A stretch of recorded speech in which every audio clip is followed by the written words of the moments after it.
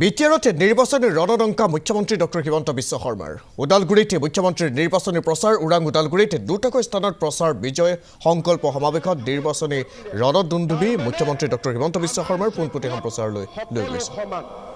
আমাৰ চকুত কোনো আমাৰ পৰা দূৰত্ব হয়, আমাৰ চকুত সকলো সমান। বিটিআৰক আজি প্ৰয়োজন কি যে এই বিটিআৰৰ ৰাইজক যেতিয়া কোনোবা এখন চৰকাৰে সমান বুলি গণ্য কৰিব, যে ইয়াত কোনো দ্বিতীয় শ্ৰেণীৰ নাগৰিক নাই, সকলো প্ৰথম শ্ৰেণীৰ নাগৰিক, সকলো মোৰ দেউতা, সকলোবোৰ মা, সকলোবোৰ মোৰ ভাইটি, সকলোবোৰ মোৰ ভণ্টি, এই বিটিআৰত কোনো সমস্যা নাথাকিব। আৰু সেইকাৰণে শ্ৰদ্ধাৰ ৰাইজ, এবাৰ আপোনালোকে বিজেপিক সুবিধা দিয়ক। যোৱাবাৰ আমি মাত্ৰ 9টা সিট পাইছিলোঁ। 9টা সিট লৈ আমি বিটিআৰত শান্তি আনিলোঁ। আমি 9টা সিট জিকাৰ কাৰণে বিটিআৰত যোৱা 5 বছৰত কোনেও অশান্তি কৰাৰ সুবিধা নাপালে। গোষ্ঠীগত সংঘৰ্ষও নহল, সাম্প্ৰদায়িক সংঘৰ্ষও নহল। আৰু আমি কোকৰাঝাৰত অকণমান হলেও আমাৰ চৰকাৰত অংশীদাৰিত্ব হোৱা বাবে আমি বিটিআৰত গণতান্ত্ৰিক অধিকাৰ, শান্তি আমি উভতাই আনিব পাৰিলোঁ। এইবাৰ যদি এই 9টা সিটক আপোনালোকে আৰু আগুৱাই দিয়ে, চৰকাৰ গঠন কৰিব পাৰে, এই বিটিআৰত মই গ্যাৰান্টি দি ক'ব পাৰোঁ অহা 5 বছৰ কোনো সমস্যা নাথাকিব। সকলো প্ৰথম শ্ৰেণীৰ নাগৰিক হ'ব, সকলো প্ৰথম শ্ৰেণীৰ নাগৰিক হ'ব। বিটিআৰত কোনো দ্বিতীয় শ্ৰেণীৰ নাগৰিক নাথাকিব। কেইদিনমান আগতে মই কোকৰাঝাৰত যেতিয়া কৈছিলোঁ যে দ্বিতীয় শ্ৰেণীৰ নাগৰিক কোনো নাথাকিব, মোক সাংবাদিক এজনে সুধিছিলে যে প্ৰথম শ্ৰেণী কোন, দ্বিতীয় শ্ৰেণী কোন। মই বোলে এইটোতো একেবাৰে সৰু অংক, সকলোৱে গম পায়। বোলে কি অংক? বোলে যাৰ মাটি আছে সি প্ৰথম শ্ৰেণী, যাৰ মাটি নাই সি দ্বিতীয় শ্ৰেণী, যোনে চাকৰি পায় সি প্ৰথম শ্ৰেণী, যোনে চাকৰি নাপায় সি দ্বিতীয় শ্ৰেণী, যোনে প্ৰধানমন্ত্ৰীৰ ঘৰ পায় সি প্ৰথম শ্ৰেণী, যোনে ঘৰ নাপায় সি দ্বিতীয় শ্ৰেণী, যোনে অৰুণোদয় পায় সি প্ৰথম শ্ৰেণী, যোনে অৰুণোদয় নাপায় সি দ্বিতীয় শ্ৰেণী। মই ঠিকে কৈছো নে নাই কওক? ৰাইজে নিজে কওক, মই ঠিকে কৈছো নে নাই? এই কথাখিনি আমাৰ বাদে কোনেও সাহসেৰে ক'ব নোৱাৰে। আপোনালোকে যি পাৰ্টিৰ মিটিঙত যাওক, কোনেও সাহসেৰে মই কোৱাৰ দৰে ক'ব নোৱাৰে। চবেই ভয় খাব, চবেই ভয় খাব।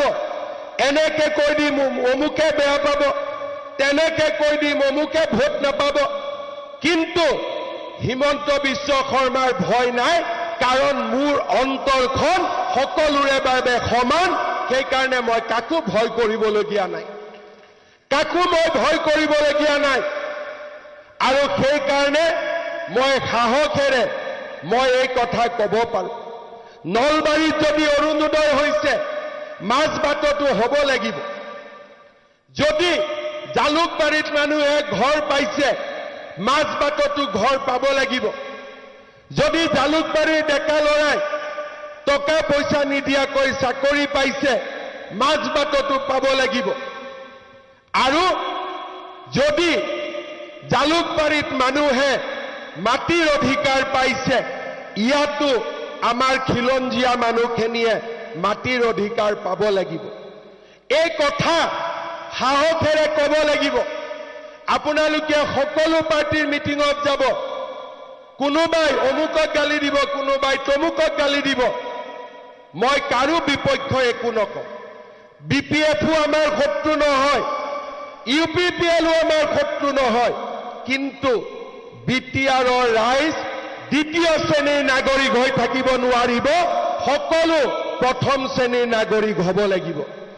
মই স্পষ্টভাৱে কম যে বিটিআৰত ভিচিডিচিৰ ৰাজত্ব নচলিব, বিটিআৰত ৰাইজৰ ৰাজত্ব চলিব লাগিব।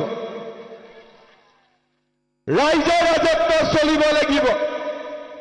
আৰু যেতিয়া এই বিটিআৰত ৰাইজৰ ৰাজত্ব চলিব, অসমৰ ভিতৰতে বিটিআৰ আটাইতকৈ বিকশিত আৰু প্ৰগতিশীল অঞ্চললৈ ৰূপান্তৰ হ'ব।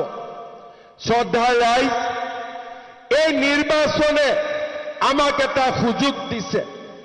বন্দুকৰ ভয় নাই, আকাশত মেঘ নাই, সূৰ্যৰ পোহৰ, সকলোৰে অধিকাৰ আছে ভোট দিয়াৰ।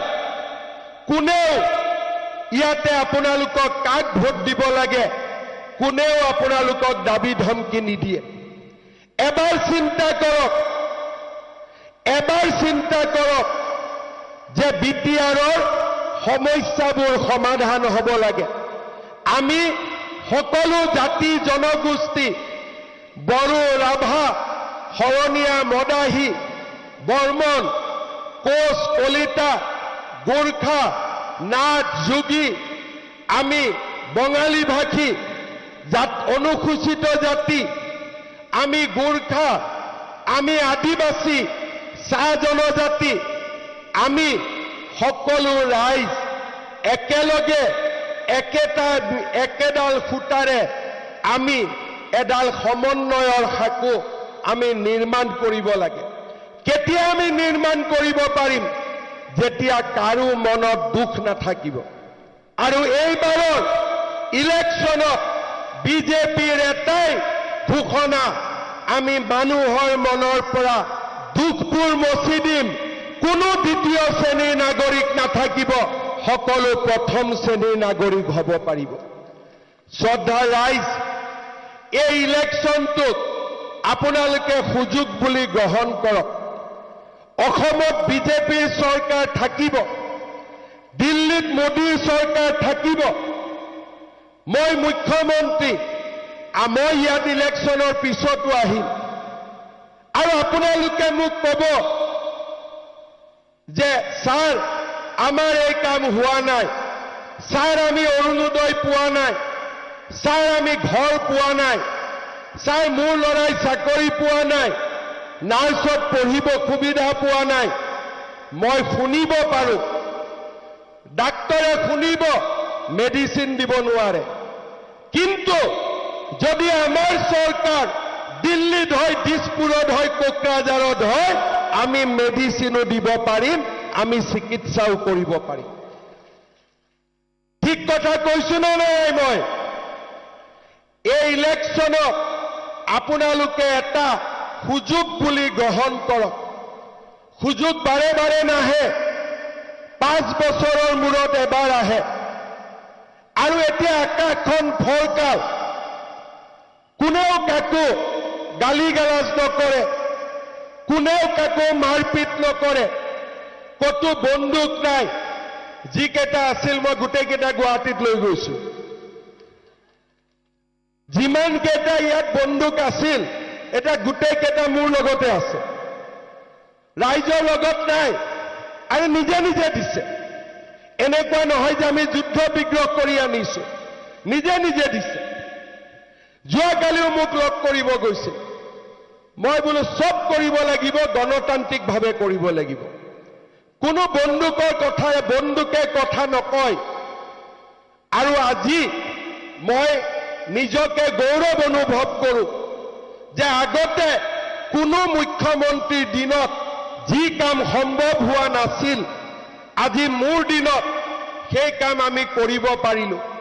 কিন্তু ইয়াতে মই ৰখিব খোজা নাই।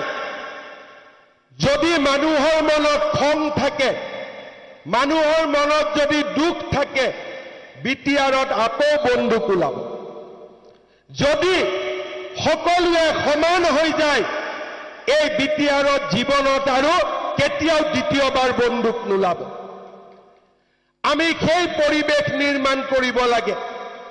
শ্ৰদ্ধাৰ ৰাইজ, আজি আমি অৰুণোদয় আঁচনি দিছোঁ 1250 টকা মাহত পায় 1 জানুৱাৰীৰ পৰা অৰুণোদয় পৰিয়ালে গেছ কিনিলে তাৰ কাৰণেও 250 টকা পাব তাৰ মানে এটা অৰুণোদয় এতিয়া 1250 নহয় 1500 টকাকৈ পাব চৰকাৰৰ পৰা বিটিআৰৰ মাসকলেও পাব লাগে নে নালাগে কোনে কোনে পাই আছে হাত দাঙকচোন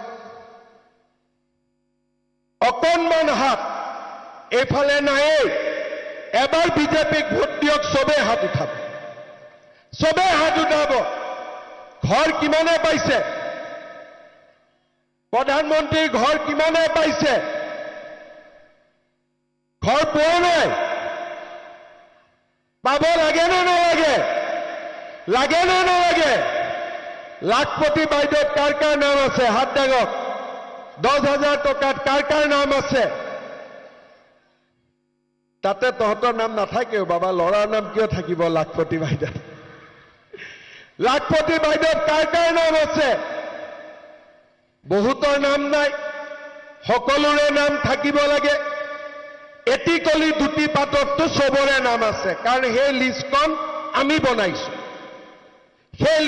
আমি বনাইছো ভিচিডিচি নাই এটিকলি দুটি পাতত সেইকাৰণে সবৰে নাম সোমাইছে কিন্তু অৰুণোদয় প্ৰধানমন্ত্ৰীৰ ঘৰ ভিচিডিচিৰ মূৰত তেল দিব লাগে হয়নে নহয় নে মই ভুল কথা কৈছো লাগিলে ভিচিডিচি বিজেপিয়ে হওক সঁচা কথা কোৱাত কোনো ভুল নাই হয়নে নহয় আৰু সেইকাৰণে আমি এই ইলেকশ্যনত ভোট দিম যাতে সকলো আই মাতৃয়ে অৰুণোদয় পাব পাৰে সকলো মানুহে মাটিৰ অধিকাৰ পাব পাৰে সকলো মানুহে দুখীয়া মানুহে প্ৰধানমন্ত্ৰীৰ ঘৰ পাব পাৰে সকলো মহিলাই লাখপতি বাইদেউৰ টকা পাব পাৰে আৰু বিটিআৰৰ ৰাইজেও যাতে সমান অধিকাৰ পাব পাৰে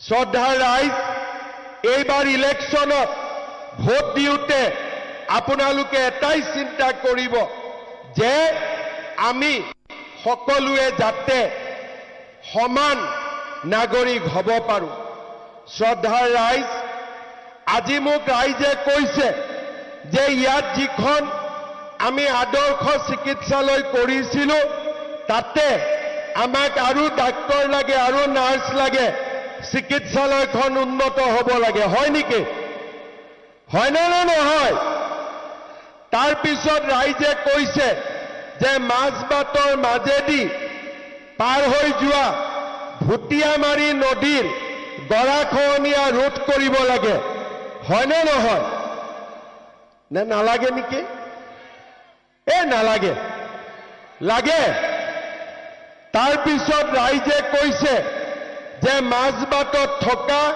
শিৱ মন্দিৰ আৰু আমাৰ মাজবাটত থকা মহামুনি মন্দিৰ এই দুটাৰ সৰ্বাংগীন বিকাশ হ'ব লাগে হয় নেকি তাৰ পিছত ফুলগুৰিত বাঢ়নী পানীয়ে ভাঙি নিয়া ফুলবাৰী ভেটাটো আকৌ নিৰ্মাণ কৰিব লাগে 32খন গাঁৱৰ কৃষক ৰাইজ উপকৃত হ'ব হয় নেকি ৰাইজে কৈছে যে মাজবাট মহাবিদ্যালয়ত এটা বিজ্ঞান শাখা মুকলি হ'ব লাগে নেকি ৰাইজে কৈছে যে লালপানীৰ আৰক্ষী চকী আমাৰ পূৰ্ণ পৰ্যায়ৰ হ'ব লাগে ৰাইজে কৈছে বিটিআৰ নিবাসী অসমীয়া ভাষী খিলঞ্জীয়া লোকসকলে ভূমিৰ অধিকাৰ পাব লাগে সকলোৱে পাব লাগে ৰাইজে কৈছে যে ৰৌতাত আমাৰ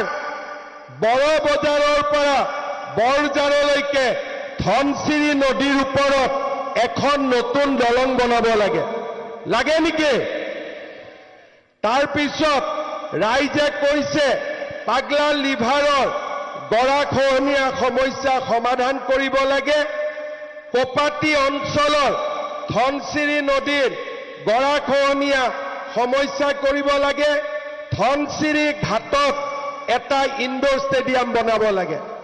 ঠিকে কৈছে নে? কৈছে নে আৰু কিবা আছে?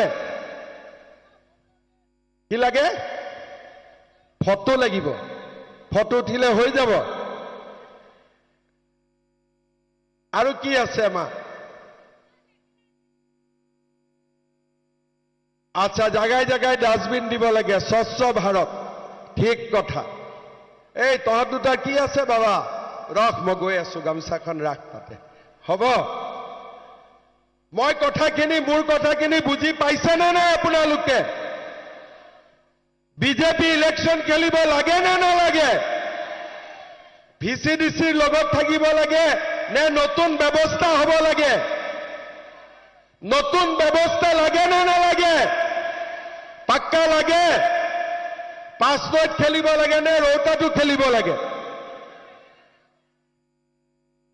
অকল 5 নৈত খেলিব লাগে নে ৰৌতাটো খেলিব লাগে? লাগে। 5 নৈত খেলিব লাগে নে নালাগে? সকলোৱে ভোট দিব নে নিদিব? পাক্কা? সকলোৱে এইবাৰ যাতে বিটিআৰৰ ৰাইজৰ মনত কেতিয়াও আৰু যাতে দুখ নাথাকে, সকলো যাতে প্ৰথম শ্ৰেণীৰ নাগৰিক হ'ব পাৰে, এবাৰ আপোনালোক সকলোৱে পদুমৰ ছবিত ভোট দিব লাগিব। দিব? পাক্কা দিব? তেতিয়াহ'লে মোৰ লগত একেলগে একেবাৰে গগনভেদী চিঞৰেৰে সৈতে মোৰ লগত ক'ব, ভাৰত মাতা কি, ভাৰত মাতা কি।